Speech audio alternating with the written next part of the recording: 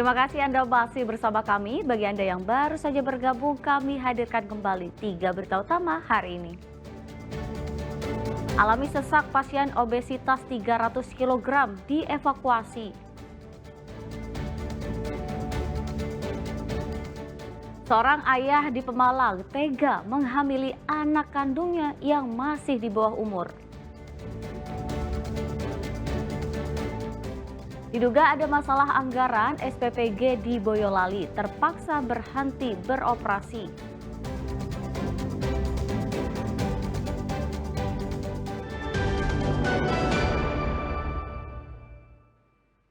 Ya, seorang ayah di Kota Pemalang tega menghamili anak kandungnya sendiri yang usianya masih di bawah umur.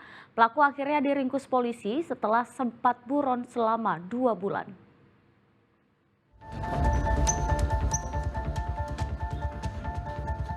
Entah apa yang ada di pikiran pria berinisial R ini hingga tega menghamili anaknya sendiri. Atas perbuatannya, R pun ditangkap petugas PPA Satreskrim Polres Pemalang. Tersangka ditangkap di sebuah indekos di Bandung setelah sempat buron selama 2 bulan. Hasil pemeriksaan polisi, pria 41 tahun ini mengaku menggauli korban sebanyak 3 kali di bulan November tahun 2024. Saat itu istrinya sedang berjualan di pasar. Kasus ini terungkap setelah sang ibu melihat sikap korban yang tidak biasa. Korban pun kerap murung dan menyendiri. Kejadian itu kalau menurut pengakuan korban sendiri berulang sampai 3 kali. Sejak kapan itu? Ya? Sejak kapan itu ada perbuatan? Di bulan November 2024. Jadi dalam bulan November 2024 itu pelaku melakukan perbuatannya sebanyak 3 kali. Ya, sampai setelah terjadi penangkapan.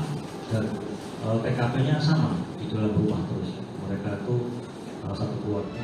Saat ini korban mendapat pendampingan dari dinas sosial. Sementara akibat perbuatan pelaku, tersangka dijerat Undang-Undang Perlindungan Anak dengan ancaman hukuman maksimal 15 tahun penjara. Kuncoro Wijayanto melaporkan dari Pemalang. Seorang pekerja migran Indonesia ilegal asal Grobogan meninggal di Malaysia. Korban yang tak pulang selama 30 tahun sehingga anak sematawayangnya tak kuasa menahan kesedihan.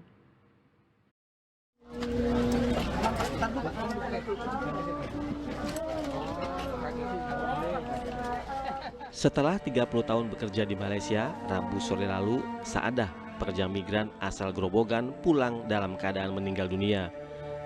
Saadah meninggal setelah mengalami pneumonia atau sesak napas. Karena berstatus sebagai PMI ilegal, jenazah Saadah kesulitan untuk dipulangkan ke kampung halamannya di Desa Sumber Agung, Kecamatan Godong. Sejumlah relawan PMI yang ada di Malaysia pun kemudian menghubungi artis Surya Utama alias Uya Kuya hingga akhirnya biaya pemulangan jenazah ditanggung oleh sang artis. Itu dari kemarin adalah PMI yang mungkin secara prosedur unprocedural. Jadi memang negara tidak memulangkan mereka. Jadi memang kenapa beberapa jenazah yang saya pulangkan, beberapa orang yang sakit, berapa puluh orang yang saya pulangkan selama beberapa tahun terakhir ini, itu rata-rata yang unprocedural. Dan memang negara ya tidak, nyatanya memang ya tidak, ya memang bukan tanggung jawab mereka ya maksudnya. Suasana duka pun menyelimuti kedatangan jenazah. Ini karena selama bekerja sejak tahun 1995, Saadah belum pernah pulang ke rumah. Belum pernah pulang sama sekali. Itu mulai dari tahun 95 belum pernah pulang sama sekali. Terus putranya itu waktu ditinggal mungkin masih balita. Setelah sempat disemayamkan di rumah duka, jenazah kemudian dimakamkan di tempat pemakaman umum desa setempat. Arif Nur melaporkan dari Grobogan. Kita ke informasi berikutnya. Pembunuh pensiunan guru di Karanganyar ternyata pernah mencuri di rumah korban pada tahun 2024. Polisi menduga keduanya saling kenal karena pelaku adalah menantu dari tetangga korban. Hal baru terungkap dari hasil pemeriksaan pembunuhan pensiunan guru di Karanganyar. Tersangka Ahmad Gunawan ternyata sebelumnya pernah mencuri di kediaman korban pada tahun 2024. Bamun korban, Sri Hartini, tidak melaporkan hal itu ke polisi. Sebelumnya pernah melakukan di tempat korban pada tahun 2024 itu, namun tidak dilaporkan. Itu juga berhasil mengambil barang-barang milik korban. Berhasil mengambil uang korban. Berarti pelaku sendiri mengetahui kalau korban tinggal sendiri, Pak? Sudah lama. Korban dan tersangka juga ternyata saling kenal. Tersangka merupakan menantu dari tetangga korban. Kuat dugaan jika residivis jambret itu juga tahu jika Sri tinggal seorang diri sejak suaminya meninggal pada tahun 2004 dan kedua anak korban bekerja di luar kota. Ya jarang ketemu sih Mas, tapi cuma mengenalnya ya tetangga Mas. Tetangga mungkin ya, kalau pas ketemu kan tempat tinggalnya yang bukan di sini, tempat tinggalnya di Karang itu. Ini kan tempatnya mertua, jadi ya sebatas menyapa gitu. Tahu aja ya? Iya, saya tahu menyapa biasa seperti biasa. Jarang juga di sini sih Mas. Pak, kalau pelaku sendiri mengetahui nggak Pak kalau almarhumah itu tinggal sendiri Pak? Ya pasti mengetahui Mas, pasti mengetahui. Masalahnya ya deket juga Mas. Diketahui Sri Hartini ditemukan tewas di rumahnya pada 5 September lalu. Leher korban terdapat luka memar dan sejumlah barang berharga seperti dompet, uang, dan emas hilang dengan nilai sekitar 7,5 juta rupiah. Heri Prastio melaporkan dari Karanganyar. Pekerja pabrik footwear di Kabupaten Tegal akhirnya mendapat santunan kecelakaan kerja. Namun santunan itu masih lebih kecil dari biaya perawatan hingga operasi selama 3 bulan terakhir yang mencapai 112 juta rupiah.